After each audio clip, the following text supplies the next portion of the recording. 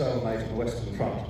And in fact, in March 1918, the German army launches Kaiserschlacht, their Kaiser's battle, their last chance offensive, knock the British army out of the war, drive a wedge between us and our French allies, and effectively it's their last chance to win the war on the Western Front.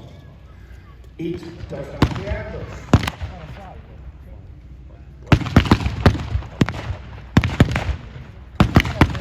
Firefight developed.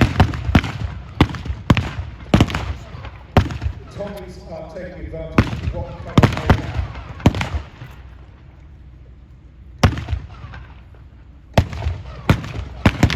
Two fairly facing.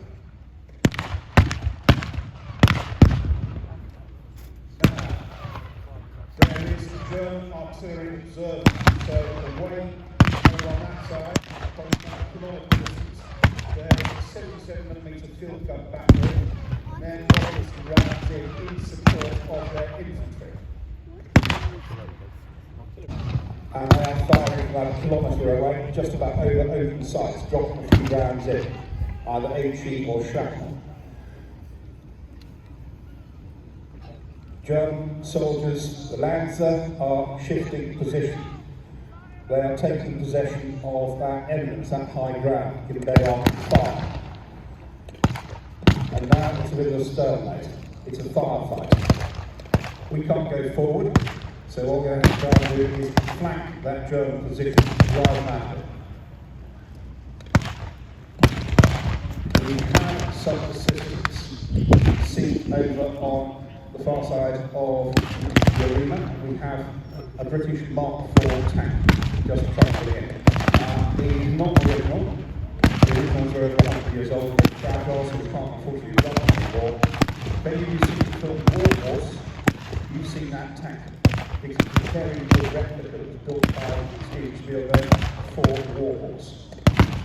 British Mark IV, it's a male, so armed with twin 6-pounder guns, one on each side, and then secondary armament in the form of Hotchkiss guns, machine guns, one on either sponsor and one up the front. The reason it's got those red marks in the that's again the Mark IV. It's got better arm, it's not going to be that effective. Now, over on the other side, we're not the only people with tanks. There's a German A7-V Sturmpanzerwagen moving in. And this is an extraordinary monster, absolutely massive, 18-man crew, 5.7 Nordenfels guns down front, and then an absolute panoply of machine guns. They were really not very good. The Germans didn't really believe in tanks. They only built about 20 of these things. And von Ludendorff expressed the opinion, well, they're probably no use, but we'll use them anyway. Its main problem, apart from that, though, is they were a bit unstable. If you get that onto rough ground, it's got a tendency to fall over. Not an ideal tank characteristic, if you like. A7-V has stopped. I think that Mark IV is going to have to take care of the A7-V. There was a duel between a Mark IV and 3 A7-Vs, and there we go, with a hit on the A7-V. That armour is bulletproof, but it certainly won't stop a 6-pound shell. So the A7-V is knocked out. That German machine gun is still firing.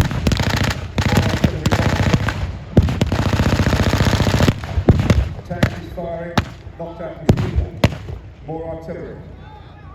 British Army doing advance to contact. And it was the fight out of the Lanzer. Hands up. The Lewis gun of the tank is still firing, but that German position is taken. The weight is tanks in popular culture. Give them a wave as they go past.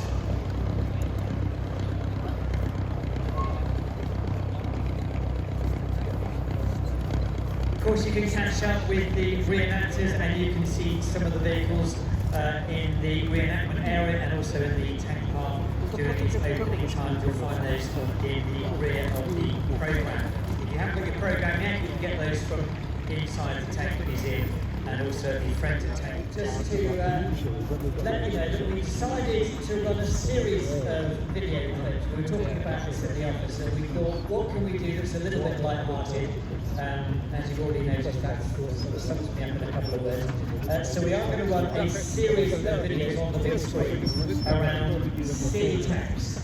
It's our silly tanks series, as we try and make silly tanks look less silly. And we're going to start off with a great video that should make you smile, and that is our silly tanks. Maybe the Rangers saw that there's a festival going This on. was a peculiar looking tank is the AC1 Sentinel, Australia's very first tank. It was built during World War II at a time when Australia thought a Japanese invasion was likely. Australia was hoping that British or American armour could be sent for them to crew, but this wasn't a certainty and would take a long time to ship. So the Australians took it upon themselves to make their own tanks, the first of which would be finished in 1942. It was a huge undertaking and required entire factories being constructed for the sole purpose of tank production. As Australia had next to no tank making experience and had a limited automotive industry, this would be a challenge. Although their experience in making locomotives would definitely help. They also took some guidance from the French, mostly regarding suspension and engine layout.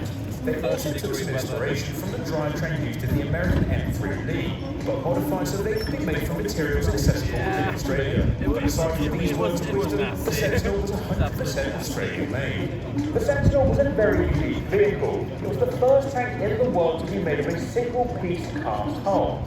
The AC1, or Australian Cruiser 1, was very impressive. The Sentinel was powered by three Cadillac V8 engines positioned around a drive shaft in a cloverleaf formation. It's got a 2-pound gun at the top and 2 Vickers 303 machine guns, one of which has a very phallic armour cover. And this led this tank have a rather humorous reputation. Its more than average size battle machine gun led to this tank becoming a bit of a meme. Regardless of its appearance, the Sentinel was a really impressive tank from a design point of view, and other versions of the tank were made. One had two